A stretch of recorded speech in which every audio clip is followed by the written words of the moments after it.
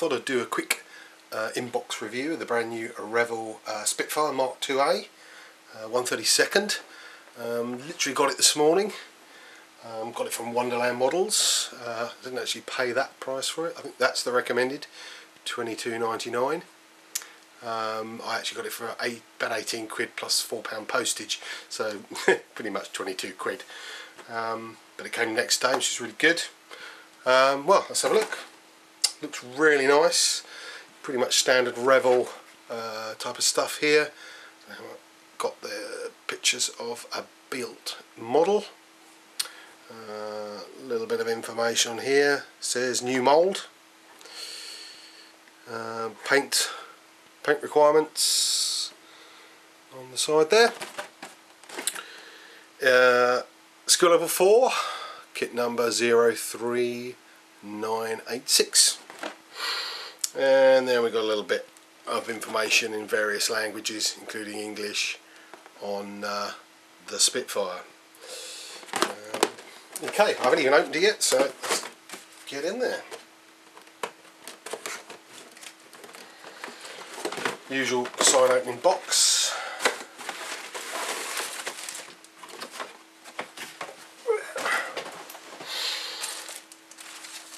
Nice lot of plastic. Let's start with the instructions. Decals on there, get them out of the way.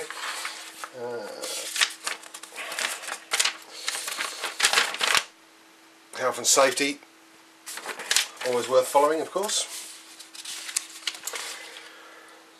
Okay, pretty standard Revell instructions, probably not new to anybody out there. We've got a bit of information on the Spitfire here at the front. Usual, before you start, symbols, standard stuff really. Colour call out in your favourite Revell colours, I'm sure.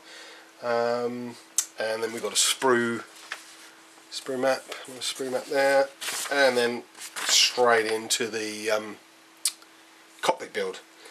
Looks like there's decals for the instrument panel there. Looks quite nice. Quite a few stages. We've actually got a grand total of 69 stages, or 70 if you include the decal. As you can see, the cockpit seems to have quite a lot of bits there, at least 20 stages just for the cockpit build, before we even then go on to doing the rear wheel, cementing the two halves of the fuselage together, wings, tail plane, bits and bobs. Looks like we've got some removable flaps here, flaps up, flaps down as an option, which is quite nice. Okay. Then we go on to the various oil coolers, radiators, wheels. We've got the option to the actual door here is already removed, and obviously you've got the option to pose it open or closed. See that there, hopefully. And then last of all, we've got the canopy and propeller. Two schemes. Mark IIa, number 19, Squadron Royal Air Force, Falmere, England, 1941, June. And again, number 65, Squadron, Curtin in Lindsay, July 1941.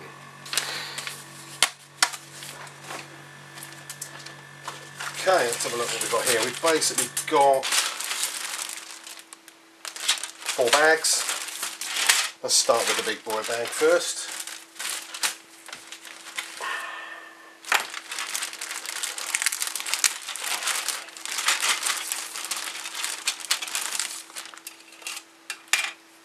Wings. It's actually dated 2014. yeah, nice. Some lovely recessed riveting. Well, you're going to be able to see that. Let me zoom it in a little bit where it's lighter here. That's better. Some very nice recessed panel lights and rivets there. Looks lovely. Doesn't seem to be any flash so far, or certainly none on the actual parts. I would say that's pretty good.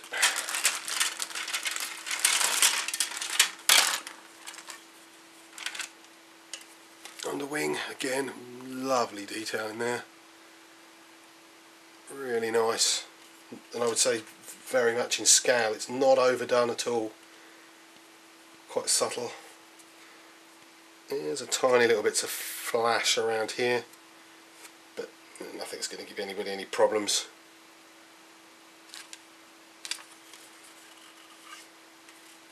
No, that looks good. Main fuselage. Let's come in a bit here for you. That's better. So the lighting's not brilliant in here. You should be able to see some really nice some raised rivets around the front here. But again, oh, looks nice, lovely.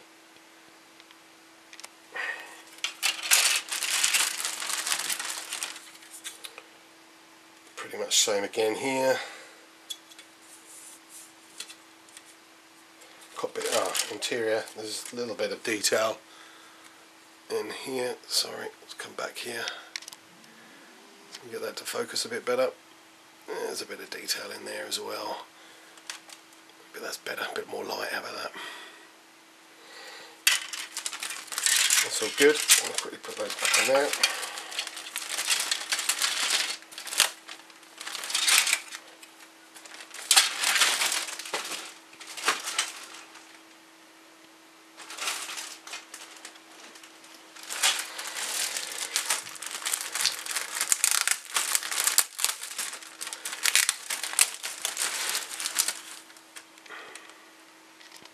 Zoom out a bit.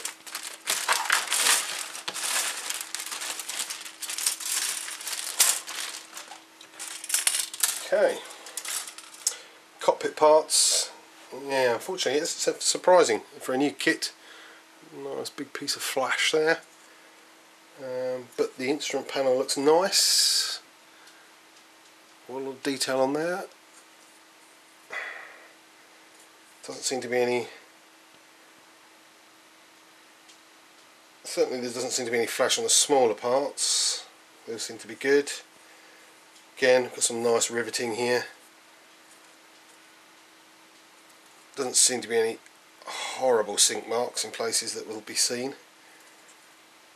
It's nice here. We've got the holes. These are actually going all the way through. I know some of the kits they're solid and you have to drill them out, but they're actually pre-drilled, if you like.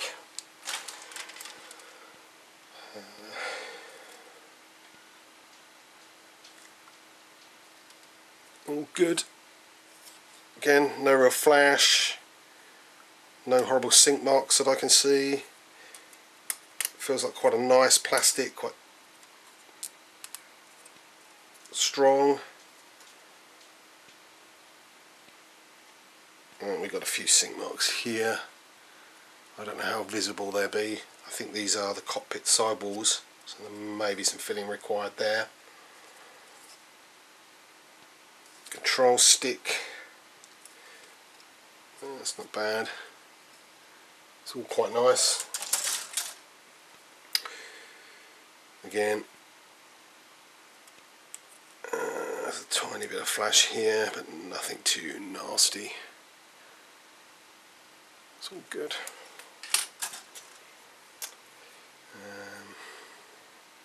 Two-part for the exhaust. So there'll already be holes there. Landing gear. Again, we've got some injection pin marks here.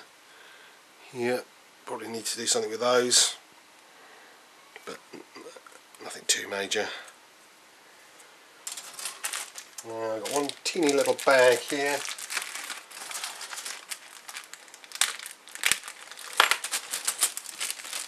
Which contains the propeller blades and the wheels. Good. You see those hopefully. It's quite a nice detail. I think there's some slight, looks like to be slight sink marks here. Hopefully you can see those. Maybe not, but take my word for it. There's a couple of little grills for the radiators there. Sorry, it might be better if I bring the light over a bit better here. Be able to see it a bit better.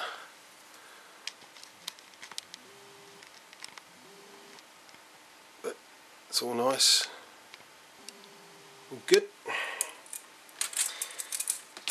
And the all important clear parts, what are they going to be like?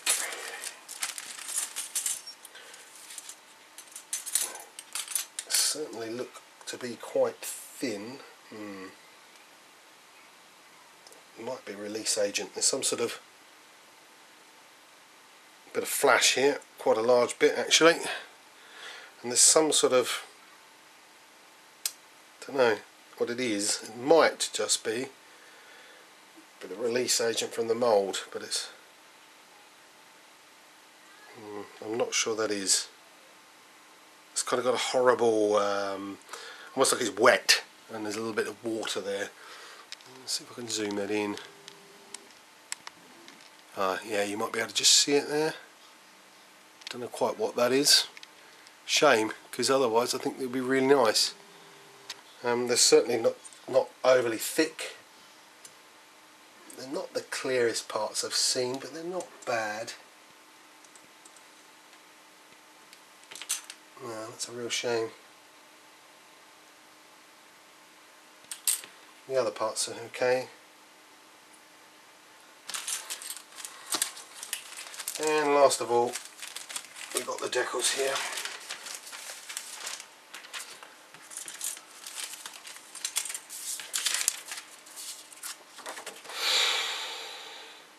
Printed in Italy. They're quite matte actually, but they're all lovely registered. The colours are good. They're not too thick. There is some instrument decals there.